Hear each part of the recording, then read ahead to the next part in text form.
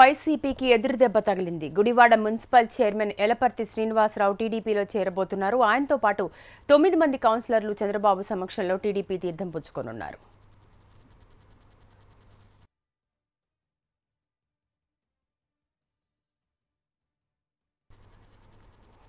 9 మంది కౌన్సిలర్లతో కలిసి Gudivada municipal chairman టీడీపీలో చేరబోతున్నారు. ఇక పూర్తి వివరాలు మా ప్రతినిధి మునిరాజ్ అందిస్తారు. మునిరాజ్, గుడివాడ మున్సిపల్ చైర్మన్ తో పాటు ఇంకా ఎవరెవరు టీడీపీలో చేరబోతున్నారు?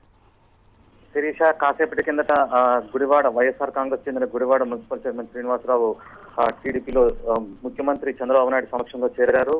దీంతో పాటు మరో 8 మంది కౌన్సిలర్లు కూడా టీడీపీలో చేరారు. అయితే ప్రధానంగా చూస్తే వైఎస్ఆర్ కాంగ్రెస్ పార్టీకి కొంతమేర నష్టం కలిగించినప్పటికీ కూడా గుడివాడ ఎమ్మెల్యే కొడాలి నానికి ఇది పెద్ద ఊహించిన ఎదురు దెబ్బగానే చెప్పుకోవచ్చు. ఎందుకంటే టీడీపీకి కొరకాని వ్యవహారంగా వ్యవహరిస్తున్నటువంటి కొడాలి నానిని ఏ విధంగానైనా సరే రాజకీయంగా బలహీనపరచాలని రాజకీయ ఎత్తుకడలో భాగంగానే టీడీపీ గత కొన్ని రోజులుగా ఈ ప్రయత్నాలు మొదలుపెట్టింది. అయితే గత 6 నెలలుగా ఇక్కడ శ్రీనివాసరావు టీడీపీలోకి చేరాల్సింది. అయితే స్థానికంగా ఉన్నటువంటి టీడీపీ నేతల మధ్య పొసక అభిప్రాయ భేదాలతోటి వాయిదా పడుతూ వచ్చింది. అయితే టీడీపీ కృష్ణా జిల్లా ఇన్ఛార్జి మంత్రి పత్తిపాటి పుల్లారావు అలాగే శ్రీ నారాయణ కూడా శ్రీనివాసరావు చేరికకు చర్చలు పలుసార్లు జరిపి శ్రీనివాసరావుని టీడీపీలోకి చేర్చుకోవడం జరిగింది. దీంతో పూర్తిగా అంటే గుడివాడలో వైఎస్ఆర్ కాంగ్రెస్ పార్టీకి ఇది పెద్ద ఎదురు దెబ్బగా చెప్పుకోవచ్చు. పర్టికులర్ గా కొరకాని కొయ్యగా మారింది.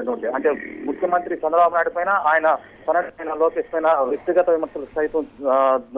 విమర్శలు చేస్తూ వచ్చినటువంటి కొడాలి నానికి వీరి చేరిక ఎదురు దెబ్బగానే చెప్పొచ్చు. అయితే వీరు కూడా శ్రీనివాసరావు జాయిన్ అయినటువంటి 8 మంది కౌన్సిలర్లు కూడా కొడాలి నాని ఎమ్మెల్యే ఎవరైతే ఉన్నారో కొడాలి నాని వైఖరి నచ్చకే మేము పార్టీ మారుతున్నాం అనేసి కూడా తమ సన్నిహితుల వద్ద వాపోవడం జరిగింది. కాసేపట్లో వారు మీడియాతో కూడా మాట్లాడే అవకాశం ఉంది.